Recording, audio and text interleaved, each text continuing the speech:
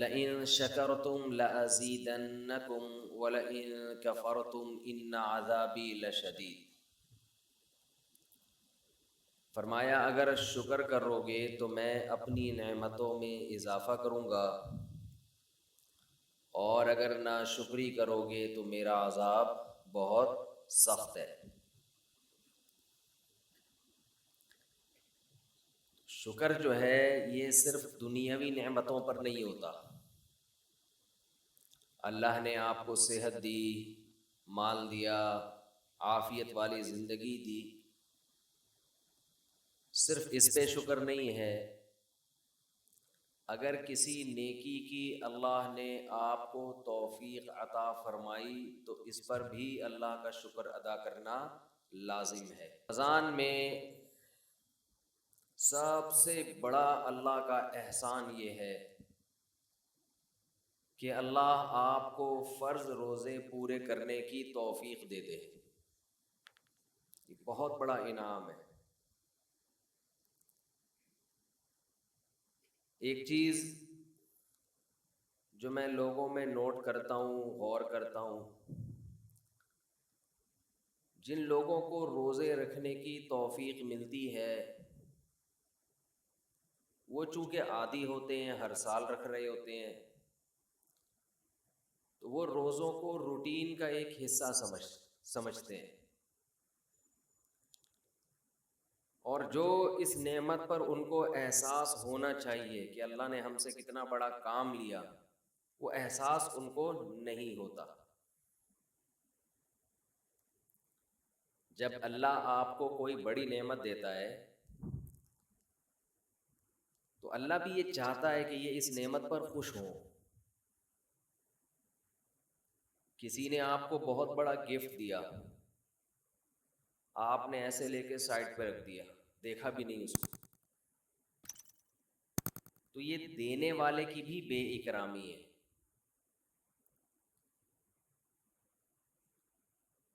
تو جیسے اللہ یہ چاہتے ہیں کہ لوگ گناہوں پہ خوف زدہ ہوں، گناہ کر کے ندامت ہو، جرم کا احساس ہو، اسی طرح اللہ یہ چاہتے ہیں کہ نیکی کر کے ان میں شکر کا جذبہ پیدا ہو، خوشی محسوس ہو۔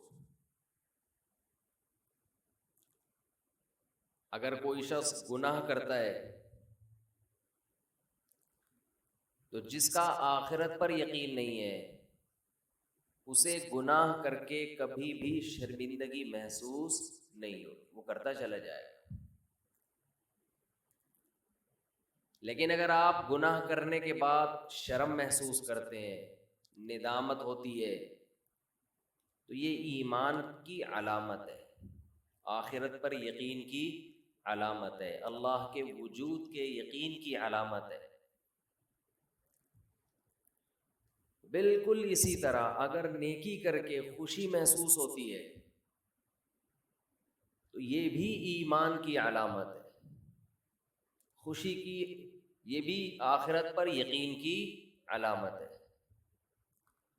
اور اس کا ایک دنیا میں فائدہ یہ ہوتا ہے کہ اس سے مزید نیکی کی توفیق ملتی ہے۔ رمضان میں شیطان ایک دھوکہ یہ دیتا ہے کہ آپ نے اگر روزے رکھے ہیں تو کون سا تیر مار لیا، ساری دنیا روزے رکھ رہی ہے۔ یہ شیطان کا بہت بڑا حملہ ہے۔ میرا معاملہ یہ ہے، الحمدللہ ہم سب روزے رکھتے آ رہے ہیں بچپن سے ہی، جب سے بلوغت کی دہلیز پہ قدم رکھا ہمارے گھر میں روزے کا معمول تھا، روزہ چھوڑنے کا تصور ہی نہیں تھا۔ اب بھی نہیں ہے، پہلے بھی نہیں تھا، تو رکھتے آ رہے ہیں بچپن سے، بلکہ جب بالغ نہیں تھے اس وقت بھی رکھتے تھے۔ ہمارے بچے اب بھی رکھ لیتے ہیں، منع کرنا پڑتا ہے کہ بھائی نہیں رکھو، بچوں کو تو شوق ہوتا ہے کہ رکھنا ہے۔ تو الحمدللہ معمول ہے، لیکن اس کے باوجود میں یہ سوچتا ہوں کہ اے اللہ میرے جیسے نالائق کو تو نے یہ توفیق دے دی کہ میں رمضان کے روزے رکھ رہا ہوں، یہ تیرا مجھ پہ بہت بڑا احسان ہے۔ انسان یہ سمجھے اپنے بارے میں کہ صرف میں ہی گویا رکھ رہا ہوں، مجھے باقیوں سے غرض نہیں ہے وہ کیا کر رہے ہیں، میرے اوپر تو بڑا احسان ہے اللہ کا۔ ہم تو نالائق ہیں بھائی، عام دنوں میں ایک روزہ رکھنے سے پہلے 10 دفعہ سوچتا ہے انسان کل رکھوں کہ نہیں رکھوں، رکھتا ہے تو ایسا سمجھتا ہے جیسے آج ہم نے بہت بڑا تیر مار لیا کوئی، اور رمضان آتا ہے ہم جیسے مجھ جیسے نالائق کو اللہ توفیق دے دیتا ہے 29 یا 30 روزے رکھنے کی، 30 کی تو 15 سال ہو گئے کوئی رپورٹ ہے ہی نہیں، 29 ہی ہوتے ہیں پاکستان میں، 29 روزے رکھنے کی اللہ ہم جیسے نالائقوں کو توفیق دے دے تو بھائی میں تو اپنا معاملہ اللہ سے دیکھتا ہوں کہ مجھ سے تو نے اتنی بڑی نیکی کروا لی، مجھے کیا پتا بھائی قدیر بھائی کیا کر رہے ہیں، شاکر بھائی کیا کر رہے ہیں، رفیع بھائی ہیں یہ تو روزہ رکھ کے پتہ ہی فرق ہی نہیں پڑتا ماشاءاللہ، روزے میں بھی ایسے ایسے گھوم رہے ہوں گے یوں کر کے، آپ دیکھ لیں کبھی ان کو آ کے روزہ رکھ کے نا عصر کے وقت سب مرجھائے ہوئے ہوتے ہیں، کراچی میں جیسی گرمی ابھی شروع ہو گئی ہے تو رفیع بھائی نہیں ماشاءاللہ مرجھائے ہوئے ہوتے، ان کو پتہ نہیں اللہ نے الگ سے کوئی انرجی دی ہے، رکھتے ہیں آپ بدگمان نہ ہو بعض دفعہ انسان اتنا فریش ہوتا ہے کہ لوگ سمجھتے ہیں کہ اس کا ہے ہی نہیں، یہ ہمیں یقین ہے کہ رکھتے ہیں۔ تو میں تو یہ دیکھتا ہوں کہ میرے جیسے نالائق کو اللہ نے توفیق دی، میں تو اس پہ خوش ہوں، میں تو اس پہ خوش ہوں کہ ہم جیسے تیسے ہیں، جتنے مرضی نالائق ہوں، او بھائی ایک روزہ نہیں، 2 نہیں، 3 نہیں، 4 نہیں، 5 نہیں، 6 نہیں، 7 نہیں، 8 نہیں، اللہ نے کتنے روزے ہم سے رکھوا لیے، تو ایک دل میں راحت محسوس ہوتی ہے، خوشی محسوس ہوتی ہے۔ ہاں تھوڑا سا یہ خوف بھی ہونا چاہیے، تھوڑا سا، کہ ایسا نہ ہو کہ ہماری کسی بدعملی سے اجر ضائع ہو جائے، یہ خوف بھی ضروری ہے، یہ خوف بھی تاکہ اترائے نہیں انسان، لیکن اصل تو یہ ہے کہ یہ کیا ہے، نعمت ہے۔ ہمارے نبی صلی اللہ علیہ وسلم سے بھی ثابت ہے، ہمارے نبی اپنے آپ کو موٹیویٹ کرتے تھے روزہ رکھ کے، اپنے آپ کو موٹیویٹ کر رہے ہیں، اپنی حوصلہ افزائی کر رہے ہیں۔ کیسے حوصلہ افزائی؟ جب آپ صلی اللہ علیہ وسلم روزہ افطار کر لیتے، کیسے انسان کو خوشی محسوس ہوتی ہے نا۔ آج خوشی اس لیے نہیں ہو رہی کہ سحری میں 3 پراٹھے پھوڑے ہوئے ہوتے ہیں، پھینیاں کھجلے کھائے ہوئے ہوتے ہیں، بھوک ہی نہیں لگ رہی ہوتی، وہ تہ جو بیٹھنا شروع ہوتی ہے عصر مغرب میں جا کے، تو وہ جو ڈکاریں، اکثر لوگ مجھ سے رمضان میں یہ پوچھ رہے تھے کھٹی ڈکاریں نگلنے سے روزہ تو نہیں ٹوٹتا؟ ایسا لگتا ہے ہر آدمی کھٹی ڈکاریں ہی نگل رہا ہے سارا دن بیٹھ کے، کیونکہ ہر آدمی یہ مسئلہ پوچھ رہا ہوتا ہے کھٹی ڈکاریں نگلنے سے روزہ تو نہیں ٹوٹتا۔ ابے بھائی تو کیا ڈکاروں کے علاوہ اور کوئی کام نہیں ہے کیا؟ بہرحال یہ تو میں ایسے ہی کہہ رہا ہوں، لیکن جتنا مرضی 3 یا 4 بھی کھا لو تو بھی بہرحال انسان ایک مجاہدہ کرتا ہے، تبھی تو دنیا پرست آدمی ایک روزہ بھی نہیں رکھتا۔ ہٹے کٹے لوگ دیکھے ہم نے، ڈاکٹروں نے ان کو کہا ہوا بھی ہے کہ تم نہیں کھاؤ، تمہارے لیے کھانے کے علاوہ دنیا کا ہر کام تم پہ سوٹ کرتا ہے، پھر بھی روزہ نہیں رکھتے۔ ان سے نہیں رہا جاتا 2-4 گھنٹے بھی کچھ کھائے پیے بغیر، ان کو چائے چاہیے، ان کو گٹکا چاہیے، ان کو پان چاہیے، ان کو نسوار چاہیے، ان کو روٹی چاہیے، ان کو کچھ نہ کچھ جانوروں کی طرح جگالی کرنے کے لیے چاہیے کہ منہ گھومتا رہے ہو۔ ہیں روزہ خور آپ دیکھ لو، کھا رہے ہیں، ان سے نہیں برداشت ہوتا، گھر میں سب کا روزہ ہوتا ہے، بوڑھوں نے رکھا ہوا ہوتا ہے، لوگ ہمیں آ کے بتاتے ہیں سب کا روزہ ہے، ایک نالائق بیٹا ہے ہٹا کٹا جوان اس سے نہیں رکھا جاتا، گھر میں نحوست کا ذریعہ بنا ہوا ہے۔ تو ایسے ہی صورت میں اللہ اگر آپ کو توفیق دے دیتا ہے تو ٹھیک ہے، تھوڑا خوف بھی ہونا چاہیے کہ پتہ نہیں قبول ہو رہا ہے کہ نہیں ہو رہا، لیکن امید کو، شکر کو خوف پر غالب رکھنا چاہیے۔ تو میں یہ کر رہا تھا، ہمارے نبی بھی اپنے آپ کو موٹیویٹ کیا کرتے تھے۔ کیسے؟ حالانکہ ہمارے نبی میں خواہشات پہ کنٹرول کرنے کی بہت طاقت تھی، آپ تو 24 گھنٹے کا روزہ رکھتے بسا اوقات، تو آپ صلی اللہ علیہ وسلم جب روزہ افطار کرتے تو کیا فرماتے؟ ذہب الظما، پیاس چلی گئی، ذہب الظما، پیاس چلی گئی۔ تھوڑی دیر کی ٹینشن تھی، ہمارے اللہ نے وہ پریشانی ختم کر دی۔ وَبَتَلَّتِ الْعُرُوقُ، رگیں تر ہو گئی، جو خشکی جسم میں تھی، چہرے پہ انسان کی خشکی پیدا ہو جاتی ہے نا، تو آپ صلی اللہ علیہ وسلم فرماتے ابتلت العروق، رگیں تر ہو گئی۔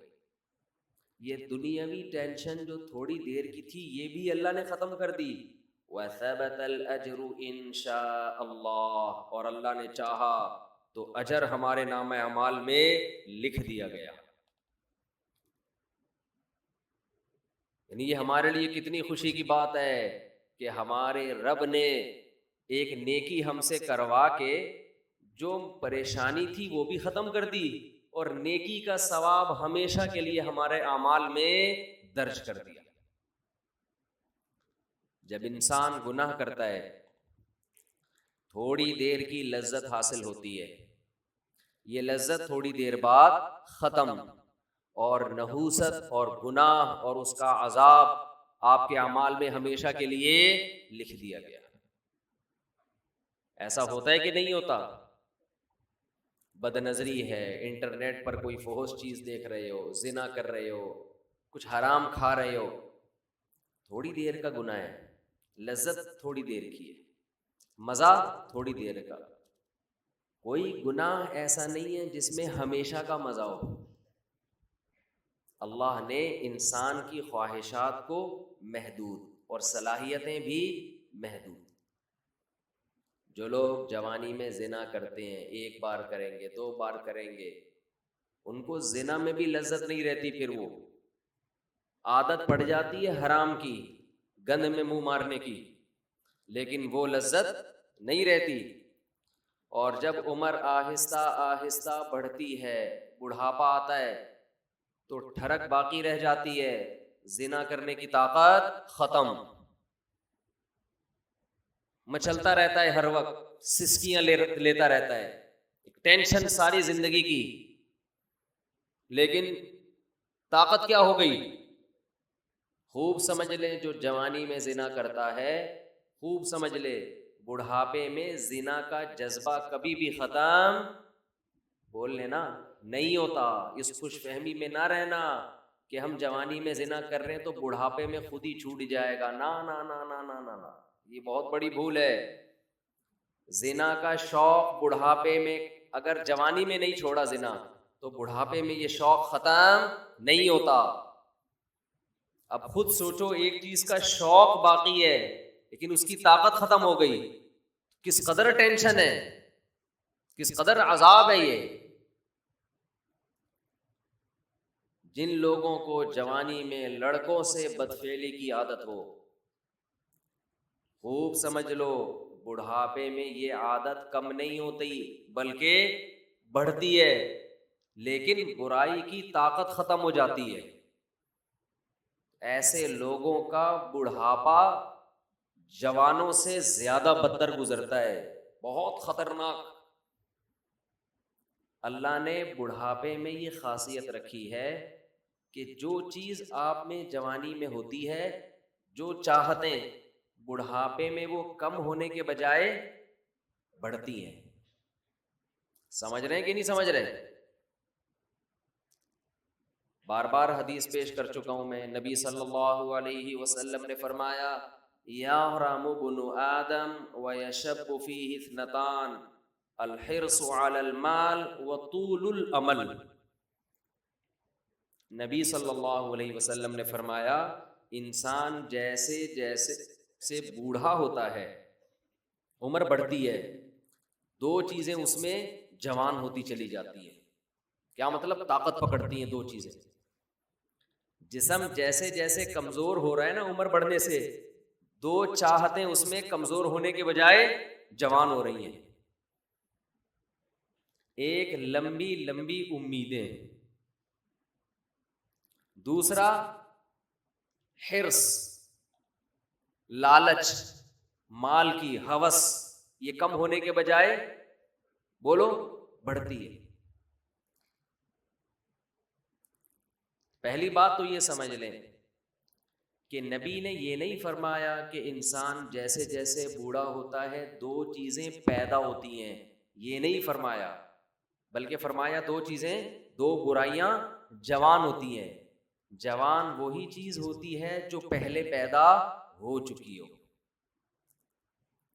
اس حدیث کا صاف مطلب ہے کہ جوانی میں اگر ان دو چیزوں کو ختم کر دیا، برائیوں کو، تو پھر بڑھاپے میں یہ دو چیزیں جوان نہیں ہوتی۔ جب ہیں ہی نہیں تو جوان کہاں سے ہوں گی؟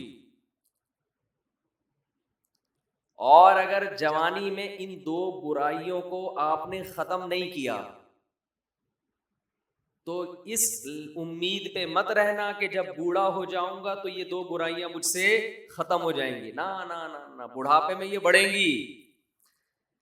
نہیں سمجھ میں آ رہی ہے، بہت مشکل ہو گئی ہے سمجھانا۔ میں سمجھا پا رہا ہوں اپنی بات؟ لوگ کیا کرتے ہیں، جوانی میں پلان بنا رہے ہوتے ہیں، موت کی تیاری نہیں کرتے نا، یہ پروجیکٹ، یہ پروجیکٹ، یہ پروجیکٹ، پیسوں کی ہرس، لالچ، یہاں سے گھسیٹو، میرا بحریہ ٹاؤن میں اس کے 2 پلاٹ، میرے 3 ہونے چاہیے، یہ شوق ہوتے ہیں نا جوانی کے۔ اس کی 2 شادیاں، میری 3 ہونی چاہیے، اس کی 3 تو میری 4 ہونی چاہیے۔ یہ نہیں ہوتا شوق، یہ جتنا بھی ڈال لو یہ پیدا نہیں ہوتا۔ اس میں بڑے ڈھیٹ ہیں۔ جو شوق ہونا چاہیے، یہ تو اس کی کثرت تو پیغمبروں کی سنت ہے نا، یہ والا نہیں پیدا ہو رہا۔ بس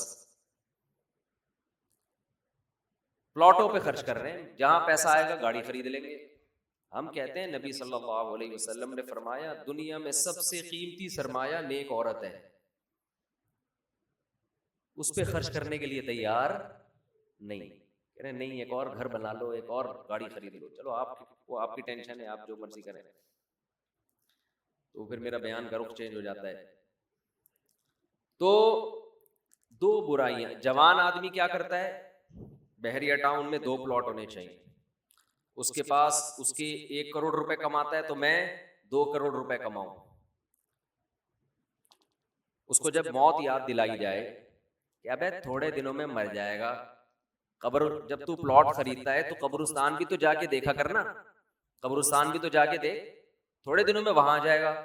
تو شیطان اسے کیا کہتا ہے، بھائی تھوڑے دنوں میں کون آ رہا ہے، ابھی تو میں 30 سال کا ہوں، ابھی تو میں 35